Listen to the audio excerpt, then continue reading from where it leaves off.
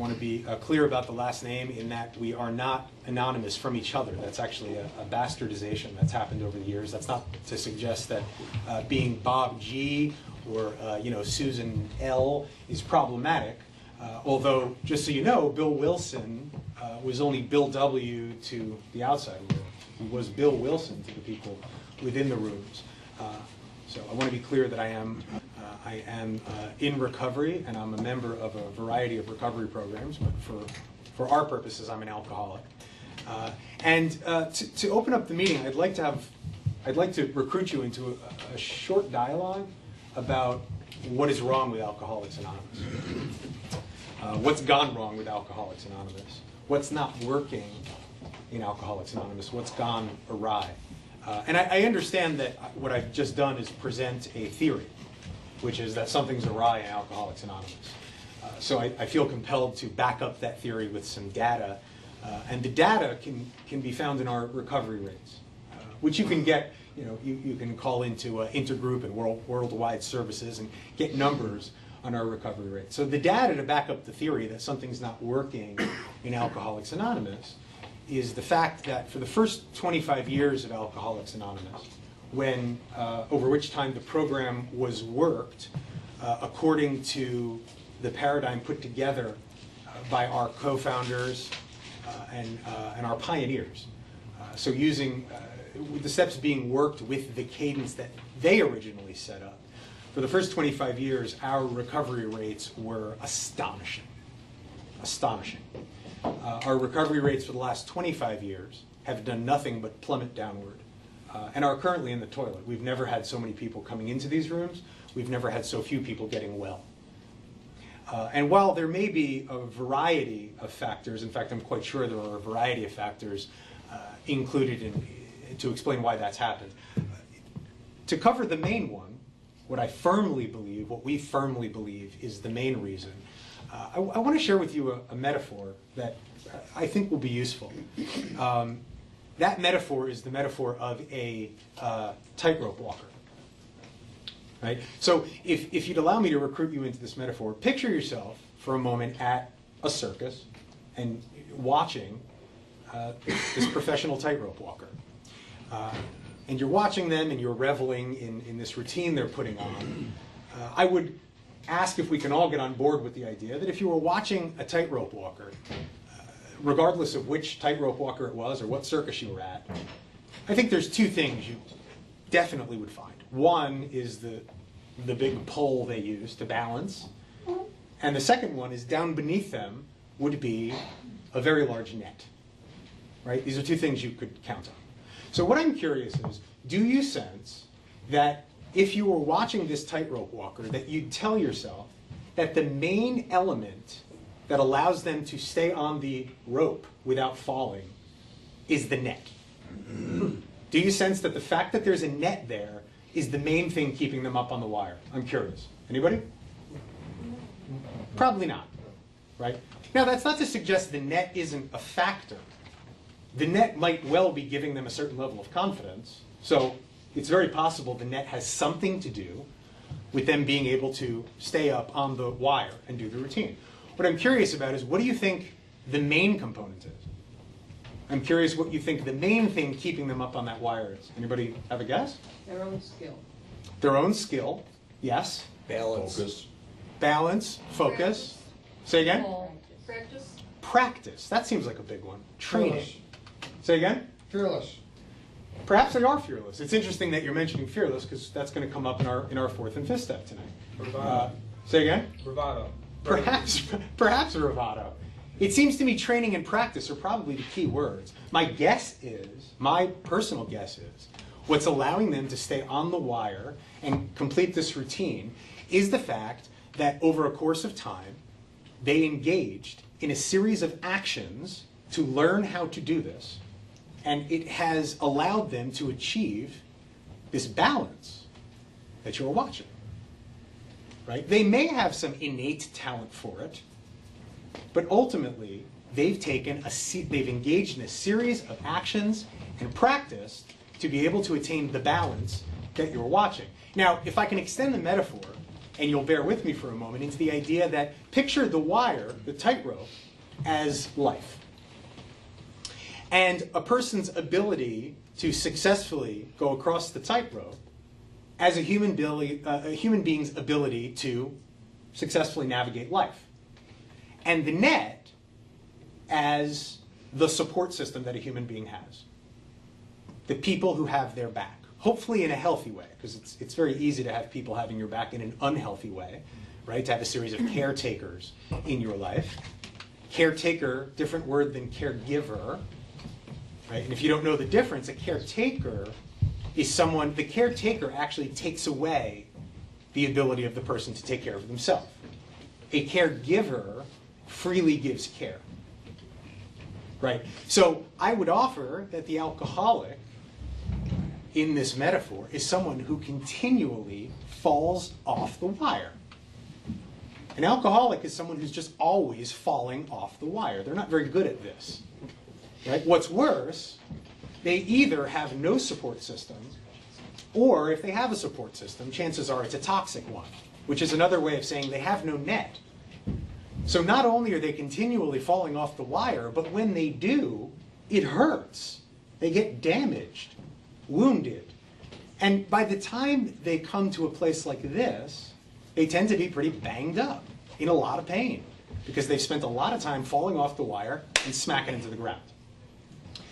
When our program does what it's supposed to do, I would offer that when they come into us, that there's two things we need to tell them.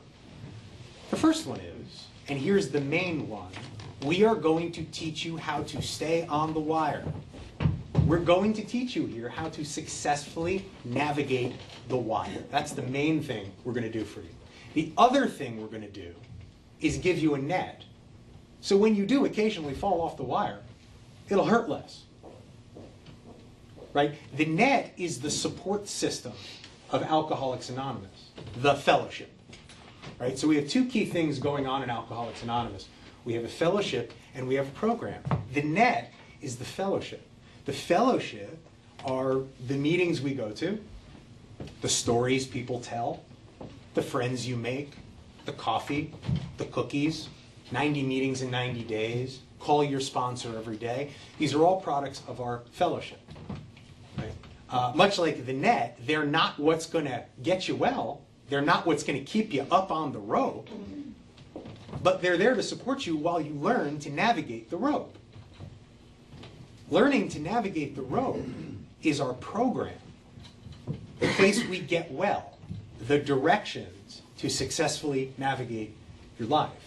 And the steps are laid out in the book called Alcoholics Anonymous. This book. Right? This is our basic text. We've nicknamed it the Big Book. I say that because if you go to a literature table looking to buy a book called the Big Book, there's not one. Right? That's the nickname for the book called Alcoholics Anonymous. In here are the steps and the directions for how to work the steps. The first 164 pages of this book are the program. And I would offer that the main reason that our numbers have dropped off so precipitously is because these days people don't come in and get the program, or if they do, they don't get it right away. What they're going to get first is a ton of fellowship. Right? So they're going to walk into our rooms and they're going to hear things like, just stay sober and go to meetings. Take your time. There's no rush. Get a hot cup of coffee. Come back every day. Don't pick up. Get a slew of phone numbers. Call your sponsor every day. Do a 90 and 90. It's the equivalent of telling someone who's just come to tightrope walking school, here's how it works. Climb up the ladder, just get on the rope. If you fall, there's a net. Now, if they told you that at tightrope walking school, it would seem what you do is a lot of falling. Right? When you fell, it might not hurt quite as much as it did in the past. But you're still going to do a lot of falling. And if you're doing nothing but falling, sooner or later, you're probably going to come to one of two conclusions. Either A, I'm really bad at this, or B, they don't know what they're doing. If someone comes into AA and gets no program, they just get a lot of fellowship, what we've given them is a net. So they keep relapsing, they keep falling over. They may have found a nice landing pad in here. This might be a place where after they've fallen off the wire, they can come in and get a lot of head rubbing. But sooner or later, they're probably going to decide either A, I can't do this, or B, they don't know what they're doing and they can't help me. And then they go out and they drink and they die. And that's what's happening to most of the people coming into AA these days, which is why we're not getting anybody well. The point of sessions like these are to get you the message in the book. That's what I'm here to talk to you about, the message in the book, not my message. So I wouldn't encourage you to leave here and say, Michael Mark told me. I mean, I am going to tell you some things, but the things I'm going to tell you come from our basic text. They're facts. They're not my opinions. You don't want Michael's message. Michael's message nearly killed Michael. I'm quite sure it'll kill you. The message in the book will probably save your life, considering that up until about 70 years ago, for hundreds and thousands of years, there was no answer for people like us. You know, if you crossed whatever imaginary line there was into alcoholism, you were charbroiled. You weren't getting better. There was no better. People really didn't say alcoholism and recovery in the same sentence. Right? For the last 70 years, a little more than that, we've actually had a solution. The solution's in the book. That's the solution you need to know about. You need to know what's available to you, and you need to know the way in which it's available to you, and then you can do what you want with it. So tonight is session 2 of the 4 weeks. So tonight we're going to talk about steps 4 and 5. This is where the work begins. This is also where we tend to lose people. Can anyone else identify with that? Right? Because up till now, it's kind of not that hard. I'm not suggesting that walking into AA is not a big deal. I'm not suggesting that doing the first 3 steps is not a big deal. It's a big deal. But most people can do it. You know, you walk into the rooms, and what's not to like? Everyone's nice, everyone's giving you phone numbers and hugging you, there's free coffee on, right? Do the first step. Can you accept what your problem is? Yeah, I can accept that. Good. Second step, can you accept what the solution to your problem is? Absolutely, I can accept that. Third step, can you make an affirmative declaration? Sure, I can make a declaration. Fourth step, make a comprehensive list of your resentments, your fears, your harms done others, and then they're gone. But the reality is, we don't really begin to change until the 4th step. The first 3 steps are the preparation steps. They're the preparation for the change. The change happens in the work. The work is steps 4 through 9. That's the program of recovery. 1, 2, and 3 prepare us for the work. 10, 11, and 12 is where we maintenance and grow what we get out of the work, which is recovery. So last week, just to catch you up if you're here for the first time, in step 1, we took a look at the first chapter in the book, which is actually the chapter before chapter 1, called The Doctor's Opinion, and care of Dr. William Duncan Silkworth, one of the foremost experts on alcoholism in the country, if not in the world at that time. We found out, or at least as good a description as you're ever going to get, what an alcoholic is, mainly so that you could diagnose yourself. Do I have this thing? What's an alcoholic? Am I one? Right? And we found out that an alcoholic is someone who has a physical allergy to alcohol, which means that they've had the experience of losing track of their drinking, of having their drinking get away from them. They've had the experience of planning to have 2 drinks and gone and had 4. Or planning to have 4 drinks and having 27, depending on the situation. Right? But they can't always guarantee you what they're going to drink. That's the physical allergy to alcohol. And that physical allergy is compounded by what's described as a mental obsession, which means that when we're not drinking, quickly or slowly, we will become restless, irritable, and discontent. Fancy way of saying can't live in your own skin. Sooner or later, that will become painful enough that we'll reach for the only thing we know that will quell the pain, which is a drink, so trigger the physical allergy again, and boom, we're off to the races. Physical allergy giving way to mental obsession, giving way to physical allergy. That's the cycle of addiction, of alcoholism. In the second step, we found out what the solution to that problem is. Power greater than human power. Higher power. Right? We talked about the idea that all you need to do the second step is be willing to believe that there's a power greater than yourself. You do not need to know who or what your higher power is to do the second step. You just need to be able to say, yeah, I believe there's a power greater than myself, or it's possible for me to believe that there's a power greater than myself. Good. That's your second step. Now you know what your problem is and what the solution to your problem is. The third step says, based on your understanding of the problem and the solution, can you now make an affirmative declaration that you're ready to get to work, to do whatever it takes to bring the solution to light. And then we made that declaration as a room. So for those of you who were here last week, you watched us go through 1, 2, and 3. You yourselves went through 1, 2, and 3 and became ready for 4 by the time you left here at the end of the hour. Right? That goes back to Bob, Bill, our first 100, and many, many, many who came after them. Right? This simplistic program that we have complicated the hell out of. All right, so today we get down to the work. Right? This is where the work begins. This is step 4. This is the beginning of the action steps. Now, if you'd like to follow along, and you certainly don't have to, we're going to begin on pages 63 and 64. This is the chapter called How It Works, which is where we left off last time around. Step 4 reads, made a searching and fearless moral inventory of ourselves. The principle of the 4th step is courage. We talked about this last time around, that all of the steps have a principle associated with them. Does anyone remember what step 1 was? Truth. Truth. Step 2? Hope. Hope. Step 3? Faith. Faith. So the principle for step 4 is courage. Courage. Made a searching and fearless moral inventory of ourselves. And the fact that the principle is courage is actually quite important. Someone over there, when we were talking about the tightrope walk, mentioned fearless, right? Okay? So it's important that we get a beat on what the word fearless means. Because the word seems like it should mean what? What does fearless seem like it should mean? Without fear. Without fear. It does seem like fearless should mean without fear. Now, if you come into AA and you believe that fearless means without fear, and that upon the precipice of the 4th step, you should be fearless, then that means that as you're about to start the 4th step, you should not be what? Afraid. You should not be afraid. Does anyone think that might be a problem for the average person coming into AA? I was scared to death every day.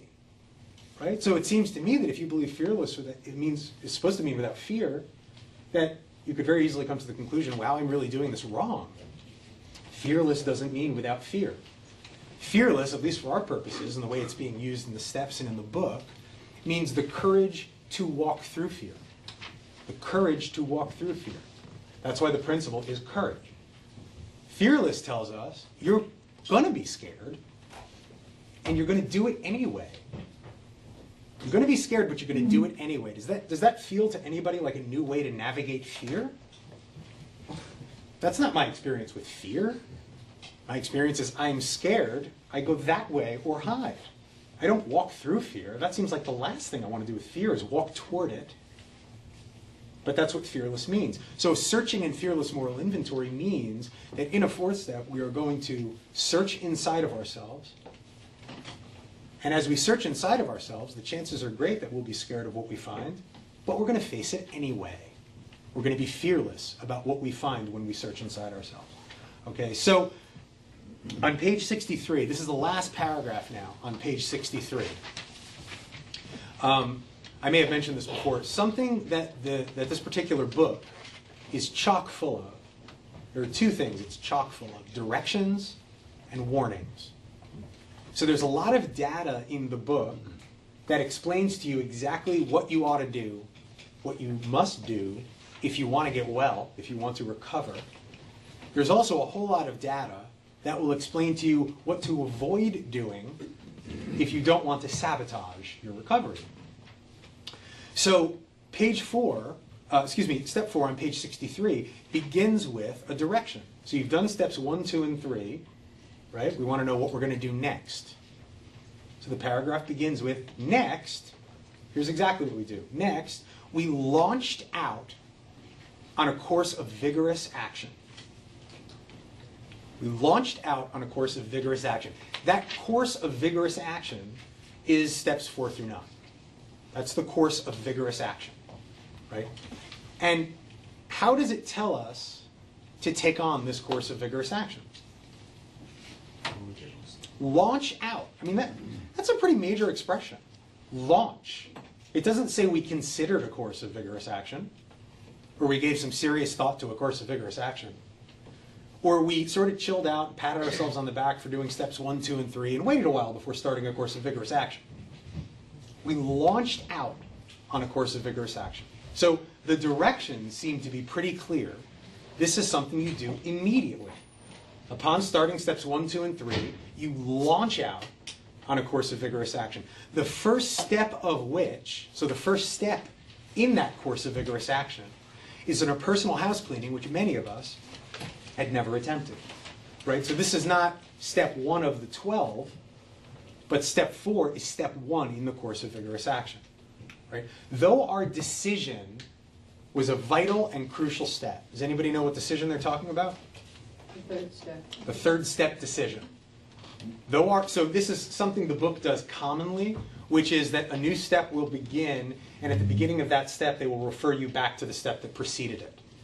Right? So though our decision to turn our will and our lives over to the care of God, our third step decision, was vital, life-giving, and crucial, very important. Right? So it was a big deal that we did that. Though it was a vital and crucial step, it could have little permanent effect, which means it'll wear off, unless, how quickly? At once followed. Now they've told us a second time. Launched out on a course of vigorous action, right? And whatever glimpse you got of God, whatever feeling you got of recovery from the first 3 steps, it will go away unless at once followed by a strenuous effort to face and be rid of the things in ourselves which have been blocking us. Right? So the directions couldn't be clearer on the rapidity with which we do these steps, on the cadence with which we take these steps. So we had to get down to causes and conditions. Our liquor was but a symptom, so alcohol is not the problem. Alcohol is a manifestation of the problem. This is what we learned in the first step. Your problem is not alcohol. Your problem is, who remembers? What's our dilemma? Lack of power is our dilemma, right? So your problem is not booze. Your problem is not you. Your problem is lack of power. If you're powerless, you're missing power, right? So our liquor is but a symptom.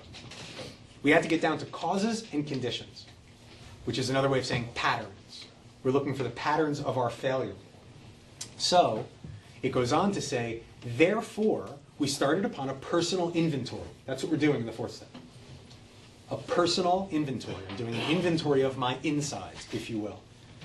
This was step 4. A business, and they're going to create a metaphor now that I actually really like. A business, so they're going to compare our personal inventory to a professional inventory, a corporate inventory, a business inventory.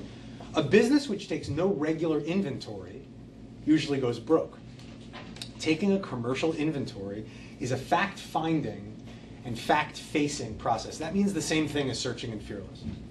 Fact-finding and fact-facing. We're going to search inside of ourselves and be fearless about what we find. We're going on a fact-finding mission, and when we find those facts, we're going to face them fearlessly. Right? So taking a commercial inventory is a fact-finding and fact-facing process. It's an effort to discover the truth about the stock in trade. So potentially to simplify this, let me share a piece of experience, strength, and hope with you in terms of a business inventory, a professional inventory. My first job, I grew up in North Jersey, and I'm going to say I was 15, 16. My first job was at CVS. They hired me as a clerk, cash register person, right? What I remember most about CVS is that every other week on Sunday, they would have us come in early. I think we opened at like 8, but they'd have us come in, all the workers had to come in like 5:30 or 6. And everyone would get a clipboard and a piece of paper with all this stuff on it and a pencil, right? And we had to wander through the store and write down and check off everything in the store, how much we had of everything. That was the point of inventory.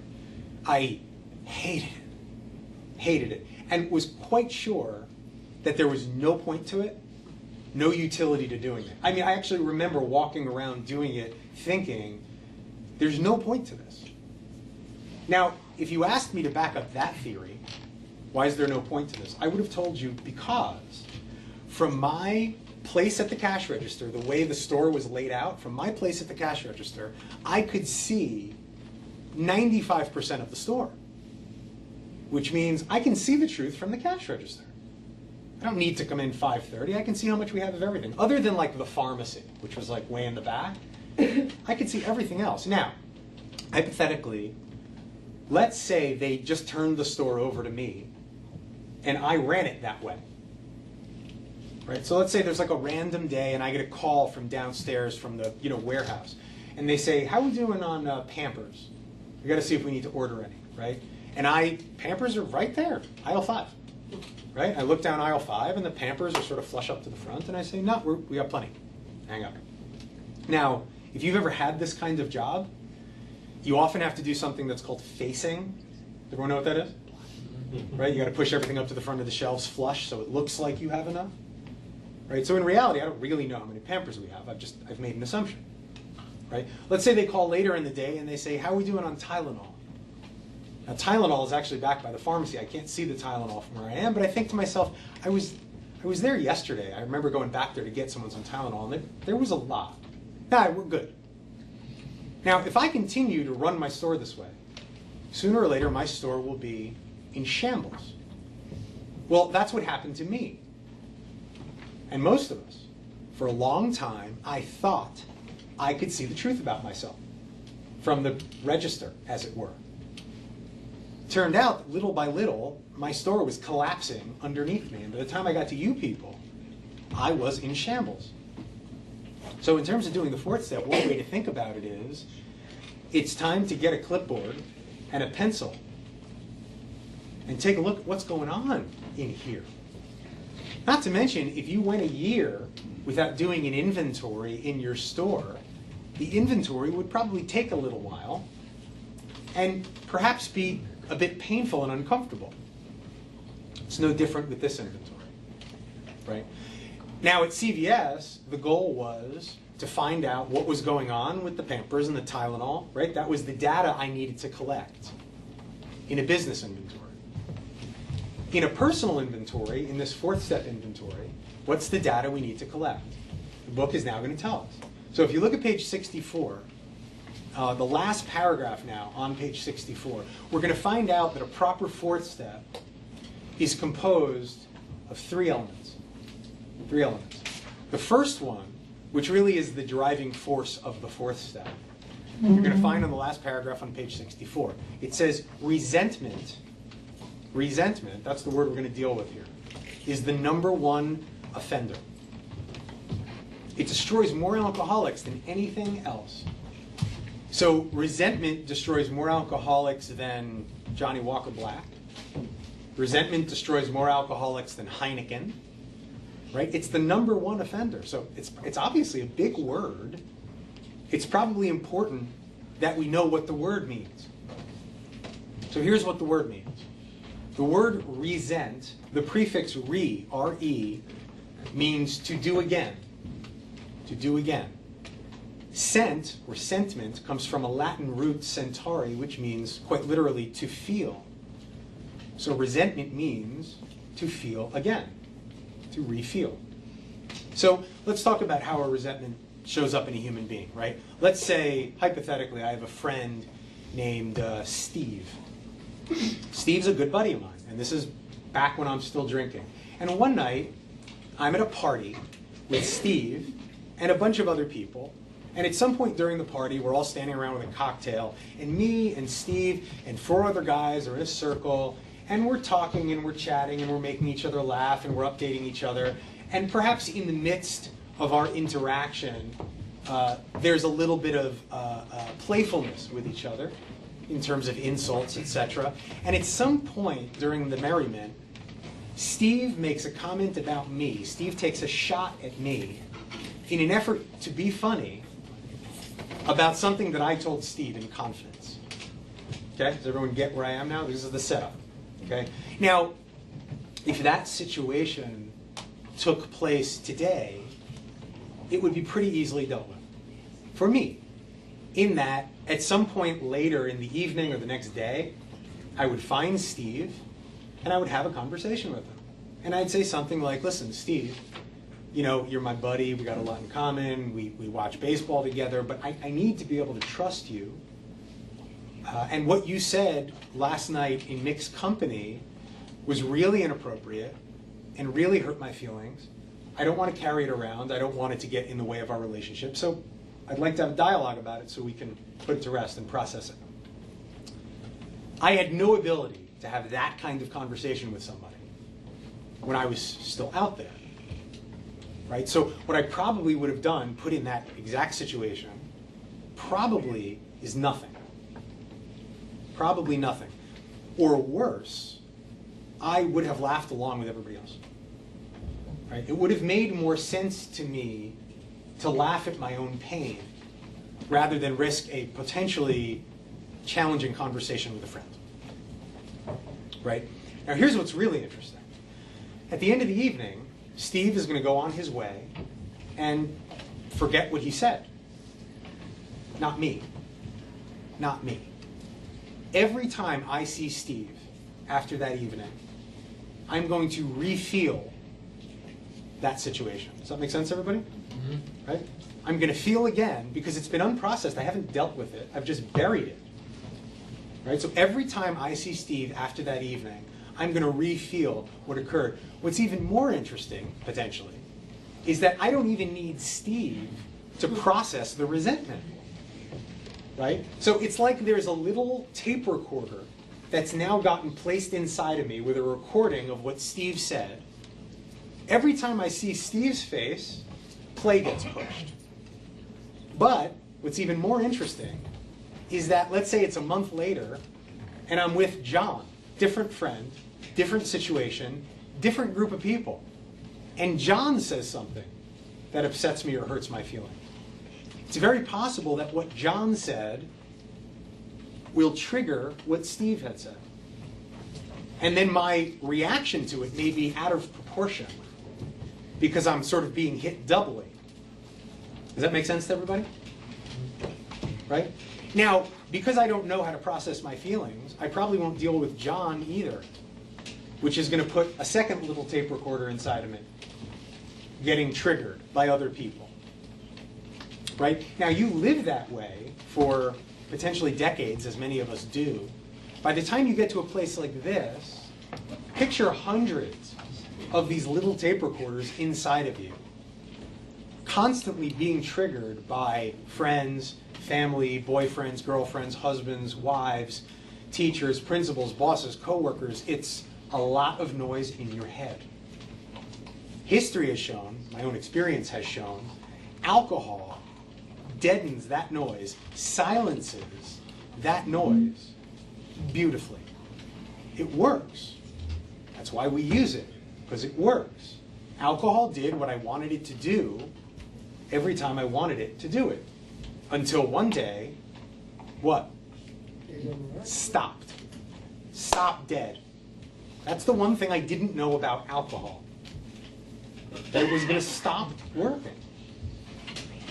It worked. It absolutely worked. That first party where that kid Marty came out my freshman year and held out a beer to me, and I took it from him and guzzled it down and realized that 14 years of fear had evaporated in one can of liquid. It worked. And it worked the next time. And the 10 times after that, and the 50 times after that. But one day, without warning, my medicine stopped silencing the screams in my head and began making them louder. And I had no idea that was going to happen. Okay, so we've got to get to the bottom of our resentments. Questions about that? Nothing? Okay. Take a look now at page 67, second full paragraph. So we're going to be looking at our resentments. Now, in the second full paragraph on 67, it says, referring to our list again, putting out of our minds the wrongs others had done. So our resentments are about the wrongs we perceive anyway, that others have done. People who hurt me, people who shamed me, people who ignored me, people who pissed me off, what have you. Now we're putting that out of our minds, and we're going to resolutely look at our own mistakes. right? So after looking, I'm going to look at the way in which people harmed me. Now I'm going to be looking at the way in which I harmed people. Where had we been selfish, dishonest, self-seeking, frightened? Though a situation had not been entirely our fault, we tried to disregard the other person entirely. Where were we to blame? We're looking at our stuff now. Further, look at the last paragraph on 67. Go to the second sentence in that paragraph. Now they're going to tell us we're also going to be looking at our fear. So now we have a third component. It says this short word, that being fear, somehow touches about every aspect of our lives. It was an evil and corroding thread. They don't use these words lightly. The fabric of our existence was shot through with it. It set in motion trains of circumstances, brought us misfortune we felt we didn't deserve, but did not we ourselves set the ball rolling. Sometimes we think fear ought to be classed with ceiling. It seems to cause more trouble. We reviewed our fears thoroughly. We put them on paper, even though we had no resentment in connection with them. The point the book is making here is that some of the things we fear, we resent, and some of the things we resent, we fear, but they're not always going to be the same things. So there probably will be some overlap. But we now know the three major components we're looking at in a proper fourth step are our resentments, our fears, and our harms done others, the way in which we've hurt other people.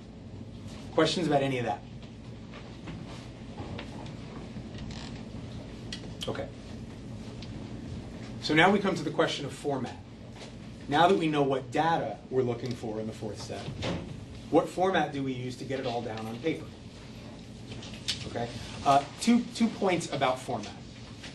The first one is, there is no one right way to do a fourth step. There are endless ways to do a fourth step. Okay. Further, what's most important about a fourth step is not the format.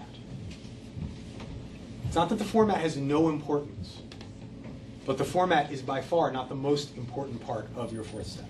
And there's a variety of different ways you can choose to do it. Okay, now, if you look at page 65 in the big book of Alcoholics Anonymous, you're going to find a suggestion on how to do a fourth step. One way to do a fourth step. Okay? This is not, in fact, the way that I'm going to go through with you. And if that brings up the question, why are you now deviating from the big book? Because this really is the only time in these 4 sessions that we will specifically, purposefully deviate away from what's in the big book. I'd like to give you a real quick bit of AA history so that you understand why this choice is being made, because it's not a random choice. Okay? The big book was written primarily by one person, that person being Bill Wilson. He's the primary author of the big book, though it was compiled by a variety of people. There were about 100 people in Alcoholics Anonymous when the book was being put together. It was mainly written by Bill, but it was compiled by a bunch of people. Further, the book was not necessarily written in a hurry, but to some extent it was compiled in a hurry. Basically what happened is Bill had written all the chapters, and they were sort of all over the place. And the chapters were being passed around to the other members. How it works, there was a solution, and people would take their turn reading it and come back and say, wow, can we lose this word? Or can we change this sentence to X? Or is this really necessary? And this was sort of happening in a rather methodical, one would hope, reasonable way. Then, when the deadline date came for publishing, they needed to get this all together and ready to be published rather rapidly. In the course of doing that, there is one page in the entire book that has never been able to be accounted for by anyone, including Bill Wilson and Dr. Bob Smith, who've spoken about this publicly. Nobody knows exactly why page 65 was put in there. Point being, there was a couple of different ways that they had to do fourth steps in those days. And they knew that because most people lived where there weren't meetings, would be sending away for this book and perhaps working these steps with a psychologist or a member of the clergy. They wanted to have some kind of example in the book on a way to do the fourth step. No one really knows why this one was put in, considering that there's no archives available for AA, and I mean, there's many archives available, but there are none that show this particular method being used in those early meetings that we know of, specifically until about the mid to late 60s. Okay? What they were using predominantly in these meetings is what we've passed out to you, which is what's called an assets and liabilities checklist, or a moral inventory. Does anybody need one of these who doesn't have one? Because there's a bunch of them on the tables. Okay, so this is what we're going to go through with you, as this is what Dr. Bob and others of the first 100 were using in the early days. There are two reasons, and this is just my own experience now, there are two reasons that I prefer this method. The first one is that it's quite simple. It's quite simple to use this. And I don't actually find the assets and liabilities list, the column inventory, all that simple. Some do. Many people do. And nobody is saying you shouldn't use it. I would offer that over the years, I have had hundreds of phone calls from guys in the middle of their fourth step who call me and say, you know, there was this thing that happened with this person. I want to write it down. But then, so the part of how it made me feel is going to go in the second column, and then what goes in the third column? And is this a resentment, or is this a fear, or is it both? Does anybody know what I'm talking about? Right? So, for some people, this is a perfect method. Although my experience has been that it's difficult enough to take an alcoholic or an addict and bring them to the threshold where they're ready to give up all their secrets, all their most shameful stuff. The one thing I don't want to do is make it difficult for them to pull that off. I don't want to confuse them. The nice thing about this moral inventory is it's a checkmark system, so it's remarkably simple. The other thing I like about this inventory is that it's going to deal with our resentments, our fears, and our harms done others on one grid. So we're not making separate lists. So I'm going to demonstrate to you very quickly how this would work. Okay? The first thing you do, because you have a blank in front of you, so if you actually wanted to do a moral inventory in this way, the first thing you're going to do is find yourself a copy machine and make the appropriate amount of copies, or basically what you think the appropriate amount of copies would be. I don't mean this judgmentally, but chances are if you can do this on one page, you're probably lying or 11 years old. So chances are you'll need some copies. Whether you need 6 or 60 will be about your history and your situation and what you think is going to be appropriate. Okay? So what we're going to do is we're going to take the first page, and at the beginning, all we're dealing with are the boxes at the top that are on an angle. Does everybody see that? Okay? And what's happening with these boxes across the top is we are going to write into the blanks the name of any person, place, or thing, or situation that we have a resentment with, that we are scared of, or that we've caused harm to. Okay? Now let's be clear. There are certain people or places that may fall into all three categories. Right? As an example, let's say your father. Right? It's very possible that you have resentments with your father, that you are scared of your father, and that you've caused harm to your father.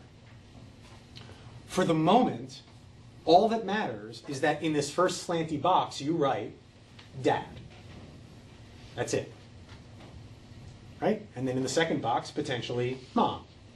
And then sister, brother, Uncle Jim, Aunt Ethel, my neighbor, my workplace, the workplace I was in before this workplace, my boss, the boss I had before that boss, the boss I had before that boss. Next page. My neighbor, the Chicago Police Department, the New York high school that I went to, the neighborhood I grew up in, the neighbor who beat me up, and on it goes. Filling pages, simply just the blanks across the top, anybody we can think of that we resent, fear, or have hurt, or 2 or 3 of them. Does anybody not grasp what I'm saying? Anybody have any questions about that part? Please, Belle. There's no separation, you just go. There's no separation. Right now, you're just making a comprehensive list of all the people who need to be on this fourth step. And this is back as far as you can remember. It's a very good question. For your resentments and your harms done others, yes, we're going back as far as we can remember, to our earliest memories. What if they're dead? It's fine. Absolutely fine. Yeah. Dead people, living people, all of it. The only element you're not going all the way back through your life with are your fears. And why is that? Because your fears were navigating your current fears. The idea being, if you had a resentment with a third grade teacher who shamed you in front of all your fellow third grade students, that would be fodder for your resentment list. If you were scared of the dark in third grade, it doesn't really need to be written down unless you're currently scared of the dark, right? Which would be applicable. So the fears that are current need to be on here. We don't really need to have conversations about what we were scared of, but what we are scared of. But in terms of what we resent and whom we've hurt, yeah, that goes all the way back. And incidentally, going back to Belle's question, if you want to make a bunch of copies and take 3 or 4 blanks for your resentments, 3 or 4 blanks for your fears, and 3 or 4 blanks for your harms done others, you can do that. You just don't need to. Because what's going to happen, once you've got all your blanks filled in, you're going to go back to the first page and start filling in the data for each person. So with Dad, who was, again, our first blank, right, you'll notice there are these words down the side. Resentment, fear, selfishness, dishonesty, false pride, jealousy, envy, laziness. So from here on in, it's basically a check mark system.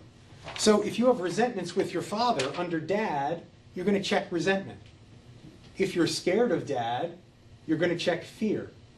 And if you've hurt Dad in some way, you're going to check selfishness, dishonesty, false pride, jealousy, envy, laziness, or whichever 2 or 3 or 4 are applicable to the way in which you harmed your father. Right? So the first word, resentment, covers resentment. The second word, fear, covers fear. The rest of the words are about harms done others. Right? From here on in, we're just making check marks. When you're done doing that, you're done with your 4th step. Yes? Why are the assets there? It's a very good question. The words on the other side, the assets list, you will find correspond directly to the character defects across from them. So they're there mainly for reference. The idea being, as you're starting to, if you find you have a ton of check marks under dishonesty, and you look across, you're going to find out you need to be working on honesty. So now you have a sense of what you need to create less of and what you need to create more of. Right? So with something like honesty and dishonesty, that may be quite simple. Although for a lot of people, jealousy and envy are the same word. A lot of people process jealousy and envy as the same word. They're not the same word. And you'll notice that if you have a lot of jealousy, you need to be working on trust. If you have a lot of envy, you need to be working on contentment. So that's the utility to the assets list. Okay? So once you've got all your check marks, you're ready to sit down for your 5th step. The details of what those check marks represent will get dealt with in the 5th step. Right? So obviously, me just checking resentment for Dad probably isn't going to cover it. There's obviously resentments I have specifically with Dad and what Dad did.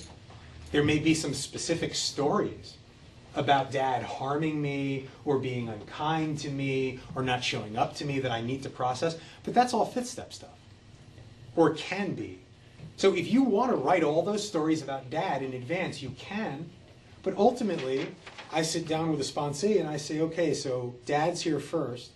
What's your resentment with Dad? And the sponsee says, well, first of all, he left Mom when I was 9. Wow. And how did that make you feel? Abandoned, sad, angry. Wow, how do you think that affected your life? And then we process it. Right? So the point about the 4th step is it's essentially a cheat sheet for the 5th step. The bulk of the work is done in 5, not in 4. All I'm doing is 4 is getting all the information down on paper, sort of the Cliff's Notes of what I need to talk about in 5 with the person I do 5 with. Questions about that, please? You do not need to do the 4th step with your sponsor. You don't need to, you can. So in the early days of AA, it was actually very commonplace It says very clearly in the book, it all needs to be on paper. They say that endlessly in the chapter, right? But in the early days of AA, what was very commonplace would be for the sponsor to sit down with the sponsee and do 4 and 5 as a unit. I.e., we'd start to talk about it and write it down as we talked about it. And in many cases in those early days, it was the sponsor who did the writing, because most of those early guys in AA couldn't stop shaking and were not capable of writing. So the idea of doing 4 and 5 as a unit with your sponsor is perfectly appropriate. The idea of doing it on your own and then bringing it to a sponsor, which is more commonplace these days, also perfectly appropriate. Other questions about 4? Anything?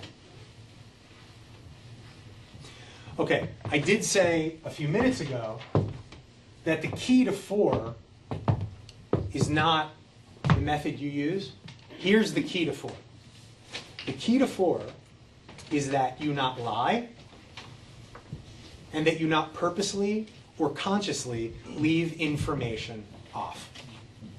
Okay, and that's what most people try to do.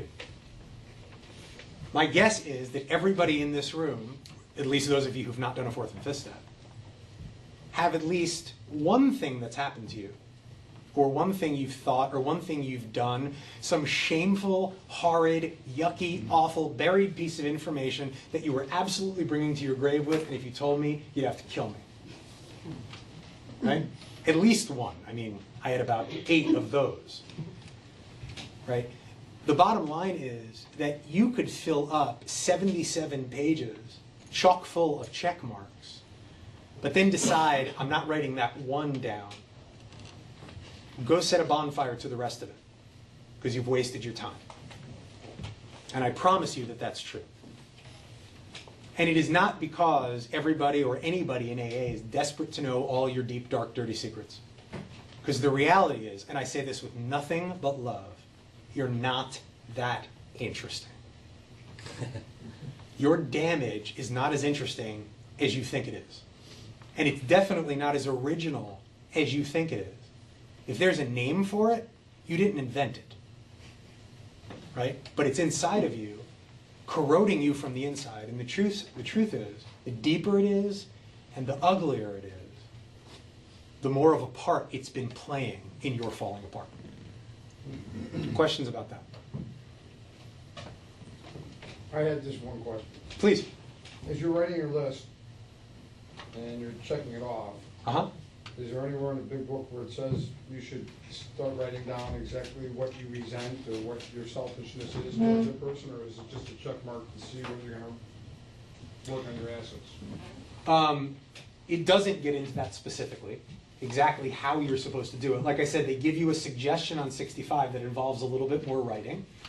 Again, not really indicative of what was going on in the early days. So no, that's really up to you. If you are I mean, I've had sponsees, I had a sponsee who was an author. And to do this, he really felt like to process this in advance, I really need to write. That's fine. I mean, write a book if that's useful to you, right? Well, the reason why I ask is because I don't want to move ahead of you, but on step 5, as it says, admit to God, to ourselves, and to another human being the exact nature of our wrong. Another human being, I mean, that's only one person, another human being. That's right. So I'm going to sit down in the 5th step with another human being, with myself and God, and another human being, right? And give it all up. All the data that's in these pages, I'm going to give to one human being. That's really the key here. Which is your sponsor. Which, Or it could be someone else. Exactly. In most cases these days it is your sponsor, and I'll cover that as we get into 5. It's up to you who it is. But I can certainly tell you from my own experience, the thing about me was nobody knew the whole story about Michael. Nobody. You probably knew some of it. You knew some of it. Maybe you knew a lot of it. Nobody knew all of it. But you. But me. Exactly. And interestingly, since you bring that up, something I often say in meetings, I have found this has some merit. Something I often used to say to myself, actually all the time, is nobody will know. Absolutely. Right? Nobody will know. I mean, I know I'm dating her, but this one lives all across town. Nobody's going to know. You know, I know this pack of gum costs $1.20, but look how little it is, and it just fits right in my. I mean, nobody will know. I used to say it all the time, right? Now, what this gentleman just said is, I knew, Certainly I knew. So it seems to me if both of those things were functioning as true, nobody knows, I know, then obviously I was what? Nobody. I was nobody. I didn't count in the equation. If I was the only person who knew something, nobody knew. Today, the reason I can't get away with anything anymore is because somebody always knows. I've done this work, and today I count. So even if you and you and you are not watching me, I'm watching me. You know, I got to tell you, I'd love to sit up here on a pedestal and tell you that the reason that I don't lie and cheat and steal and fight, etc. anymore has something to do with nobility or altruism. But the reality is, I can't do it anymore. I can't get away with it anymore. Literally. Yourself accountable. Exactly. Exactly. Yeah, please. It's true that many people have done more than one four-step. Yes. Now, is this meant to be a superficial, quicker way to get through with this in a week, to get to step 9 as quickly as possible, to relieve the obsession? Or are we eventually going to use this format again at a later time? Or are we going to do step 10, which is a condensed 4 through 9? Okay, that's a that's a nice basket of questions, and they're all good ones. Don't get me wrong. The only thing I wouldn't adhere to in what you just said is the word superficial. I don't think it's superficial. Fundamental. Fundamental is great, absolutely, yes. So I think the point, and you'll let me know if this is the case. I think the point that's being made here is there's no such thing as a complete first fourth step. In that not everything's going to be down there because you're just not going to remember everything. You're not. Your truth will disclose itself to you over time. And most people over the course of recovery do more than one fourth step. You don't have to. I've probably done 5 or 6 formal fourth steps because my truth continued to disclose itself. So the only stuff you need to worry about is the stuff you choose to leave off, not the stuff you forget. And yes, this list is going to have further utility down the road, which we will talk about next session. And yes, there is going to be a step down the road that will be the equivalent of a daily fourth step, which we'll actually talk about in 2 weeks. But it says on page 75 that we have to illuminate every dark cranny of the past. Uh-huh. As we understand it. I can only illuminate what I'm aware is there. Right? It's only possible for me to shine a light on something that I know needs shining a light on. So the stuff that isn't in my conscious mind, the stuff that I have failed to remember, it just can't be dealt with right now. There will be an opportunity to.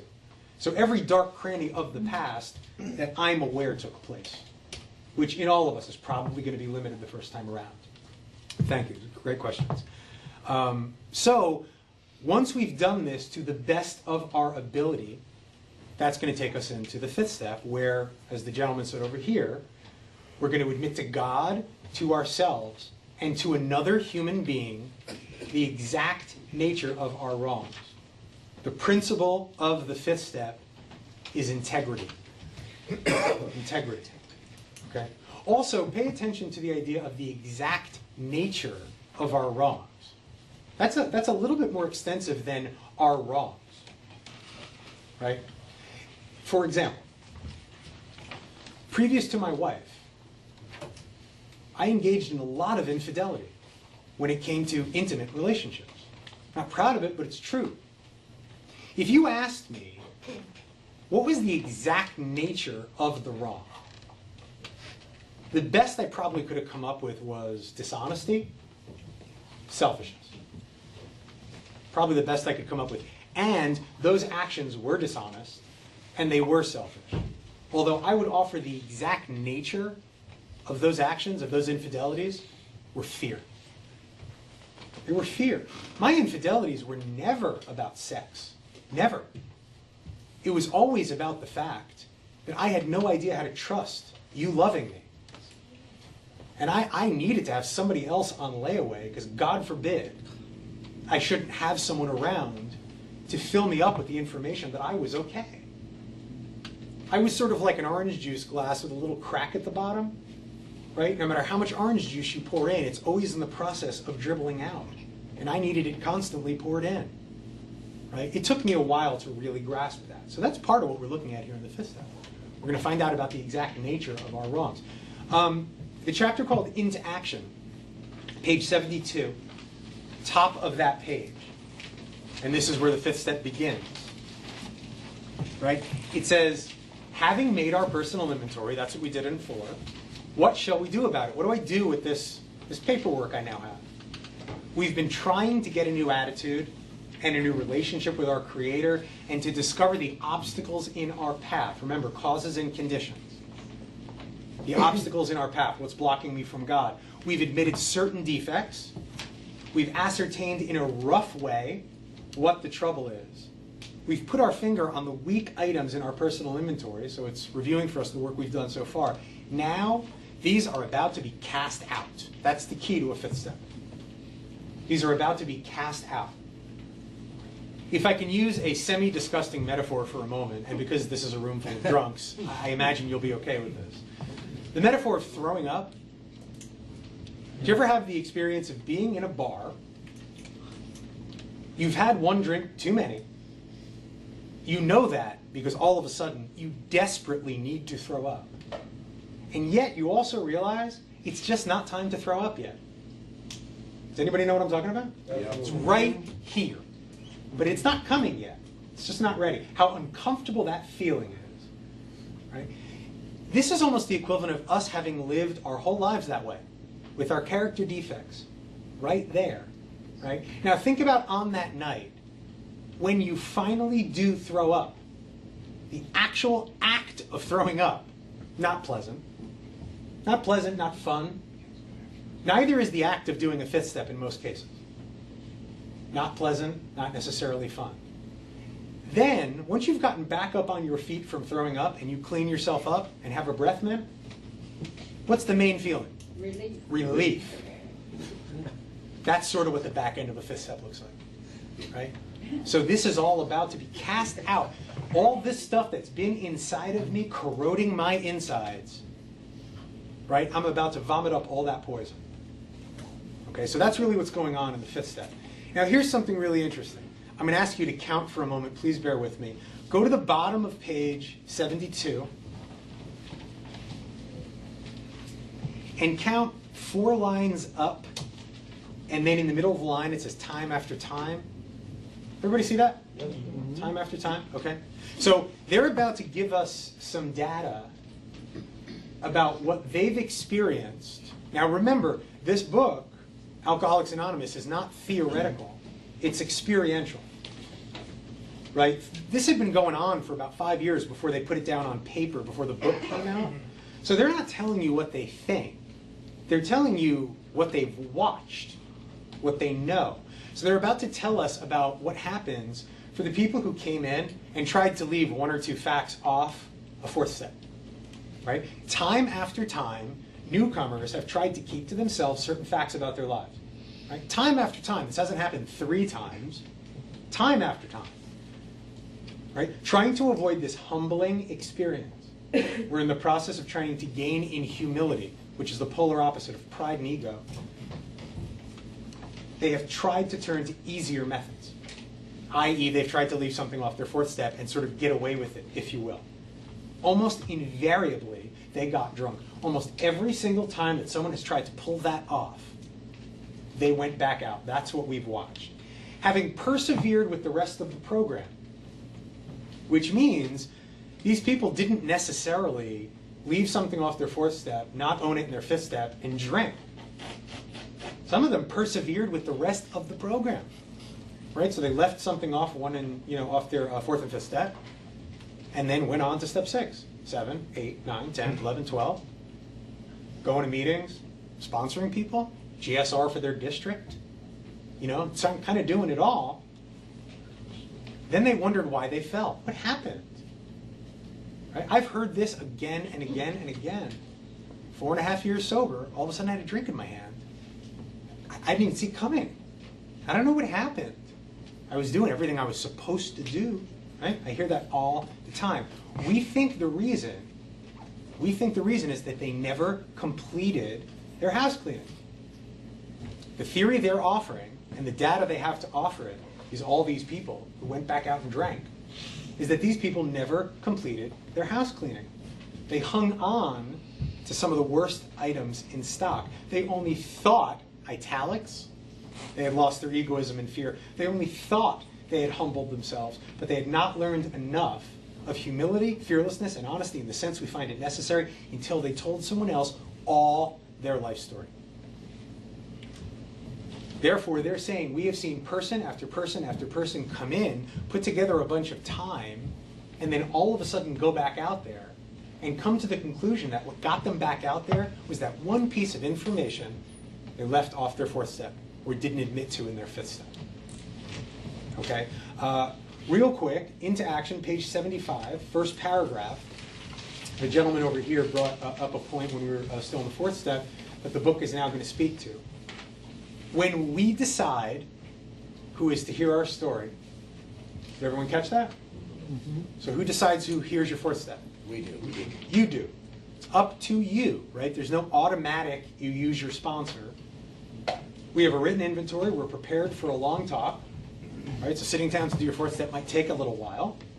We explain to our partner what we are about to do and why we have to do it. That person who you're going to do it with should realize that you're engaged upon a life and death errand, that this is a big deal. Most people approached in this way will be glad to help. They'll be honored by our confidence. Yes, these days most people use their sponsors. I think there are some specific upsides to using your sponsor or someone else in the program. One of those upsides being that they've probably done this themselves. And if by any chance you have a sponsor who hasn't done this themselves, for the love of God, get another sponsor as quickly as humanly possible. Okay? But back in the early days, unless you lived in Cleveland or Akron or New York or one of the handful of places they originally had meetings, most people used a psychologist, a psychiatrist, a priest, a rabbi, a member of the clergy, or even a friend. It's still up to you. You use whoever you want to use. To do this correctly, though, you do need to tell the whole story to one person. So what you don't get to do is split it up. Right? You don't get to tell your sponsor 60% of it, your psychologist 20% of it, and then the rest of it to your therapist. You can do that. But history shows it's not going to work for you. And let's face it, that's indicative of what we've done our whole lives, is not give anyone the whole story. So that's fairly important. Questions so far about 5? Please. I've listened to some of the Joe and Charlie tapes. Joe and Charlie, yeah. And the claim that they've made is that this one paragraph where they talk about that is probably, in their opinion, the only part of the big book that's outdated today. Meaning that you probably should use your sponsor as opposed to searching for. Oh. In my case specifically, when I was looking to do my fifth step, I wanted to do it with a priest for the simple fact that I didn't care what those people had to say. Okay. And other people might fall into that same trap. Okay, so I would offer you a couple things. One, I agree that it's outdated in the sense that the community's changed. We've grown enormously, right? So there's very little reason anybody couldn't do this with a sponsor at this point. So yes, I totally adhere to Joe and Charlie as far as that goes. The other thing, though, is you said the reason that you were looking for a priest is because you didn't care what they said. That speaks to motive, right? So you might want to check your motives. Again, there's nothing wrong. There's nothing wrong with not using a sponsor. In that, I could introduce you to a couple of people I know who did their initial fourth step with a member of the clergy and had a remarkable, life-changing experience and got everything they needed from the fourth and fifth step. Okay? But I would also offer that they were people who either A, had a relationship with that member of the clergy in which there was huge trust and the idea that that's really, that felt very true to their hearts. Or they decided that, maybe there was one or two pieces of information that had to do with illegality or something where they thought it was really important that they deal with someone who had actually taken an oath to keep their trust rather than someone in AA who's just sort of made the promise to keep your trust. That seems okay too. So I don't say that in deference to what you're saying. I agree with the idea that for the most part it's outdated, but still reasonable. But I think the idea of checking your motives for why to do it is probably always useful. Does that answer the question? Absolutely. Okay, terrific. Please. Is every twist of character dark, nook and cranny necessarily a resentment, fear, or harm? The idea is that if you write down all of those things, It's a fault. you're pretty much going to take care of everything in your life that's not processed or dealt with. That's the idea. Yes. Which is a perfect lead into our fifth step promises. Right? This comes back to the idea that there is something we often read at the beginning of AA meetings that we call the promises. The idea, they're the ninth step promises. They're not the promises. It's not bad that they sort of got this de facto promotion to be the promises, except that it can often give newcomers the idea that those are our only promises, when in fact there are promises strewn throughout this book, associated with just about every step. Here's the fifth step promises. Page 75, second paragraph. We pocket our pride and go to it, illuminating every twist of character, every dark cranny of the past. If we do that, here's what we can expect to happen. Once we have taken this step, withholding nothing, we are delighted. You can expect to be delighted. We can look the world in the eye. So if you're someone who knows what it is to not always be able to look the world in the eye, you can start to expect to actually go out into your life not being led around by shame and by guilt. We can be alone at perfect peace and ease. That's a nice promise. Right? If you know what it is to not really be able to sit in serenity, this is when we can start to expect that to happen. Our fears start to fall away from us. We begin to feel the nearness of our Creator. We may have had certain spiritual beliefs, but we now begin to have a spiritual experience. This speaks to the idea between a belief in God and a relationship with God. Right? A belief in God won't get you well. Not if you're an alcoholic or a drug addict. I believed in God and smoked crack all at the same time. Always believed in God. Didn't do anything for me. Why? Because a belief in God is nothing but an idea. It's just an idea. As an example, I'm a life coach. That's what I do for a living. I always offer a free consultation if someone's interested in working with me. So let's say someone comes in and we do a consultation, and when they leave, they get in their car, they're driving home, and they think to themselves, I believe in Michael Mark. I really believe this is a competent man. I really believe this is someone who could help me. But you never actually come and do any work with me? I don't see how I could help you. I don't see how your belief in me is going to get you anywhere. If you actually come and create a relationship with me, I might actually be able to be of use to you. God's the same way. Believing God exists is just a concept. It's not going to change your life. A relationship with God, which is what these steps are about, will fundamentally change the way you experience yourself, others, and your relationship with a higher power. The feeling that the drink problem, now we're going to get a warning. I talked about warnings before. The feeling that the drink problem has disappeared will often come strongly. That's also a promise. It's a warning in that they're telling you this is the point at which you may actually start to feel that the problem has been removed. That's a nice feeling to start to have. Just be clear, it hasn't been removed. That's not going to happen until we move from step 9 into steps 10, 11, and 12. So go ahead and enjoy the feeling of maybe not having to sit on your hands every second to stay away from a drink. But don't mistake that for the idea that the problem's been removed, because there is still work to be done. Finally, we feel we are on the broad highway walking hand in hand with the spirit of the universe. Okay, those are our fifth step promises. Finally, if you look at the last paragraph on page 75, the third paragraph, we're going to find out the directions for what we do when our fifth step's complete. Right? So what's the first thing the book's going to tell us? Where do you go when your fifth step's complete? Home. Returning home. Right? So if you go to your sponsor's house to do your fifth step, knowing that you have a dinner party planned afterwards, that's not really going to work. Don't do your fifth step if you have to go straight to work.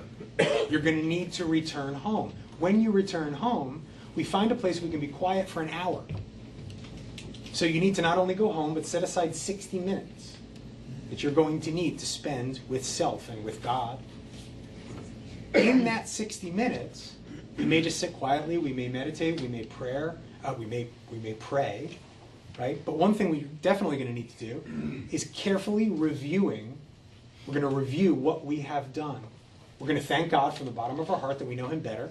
So perhaps we're going to say a quick prayer. Taking this book down from the shelf, so we're going to have our big book handy.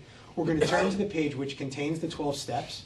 That's the beginning of chapter 5, how it works, right? And we're going to carefully read the first 5 proposals, the first 5 steps, asking if we've omitted anything.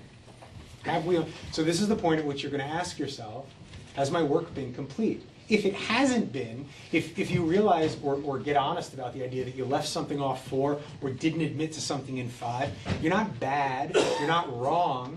The idea is not to shame yourself, but they're saying now's the time to clean it up. They're warning you, don't go into the latter half of the steps with a shaky foundation from the first half. That's not going to work out well for you. Consequently, I've gotten endless calls at 2 o'clock in the morning after doing a 5th step that very evening with a guy. You know, the phone rings 2 in the morning and I sleepily pick it up and go, hello, and this is what I hear.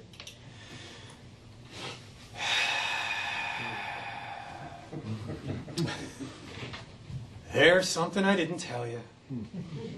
To which I tend to respond, awesome. Tell me, why is it awesome? It's awesome because in most cases, this is a guy who 6 months before could be wildly inappropriate and hurtful and not even feel it. And this cat couldn't sleep because he left something off his 5th step. Left something off his 4th step, didn't tell me something in his 5th step. That's fabulous. That's God working in his life. That's what begins to happen once we begin to work, which is what we've started up here in 4 and 5. Next session, we're going to talk about, now that this information's all been coughed up, if you will, what do we do with it? What are we going to do with this information we've now got our hands around and come to understand something about? So in the next session, we're going to go over steps 6 and 7, which will complete the taking care of ourselves part of the work, and 8 and 9, which is the place in which we start to deal with others. For tonight, I don't want to hold you hostage. Thank you for coming out. We got a nice way to close. Let's circle up.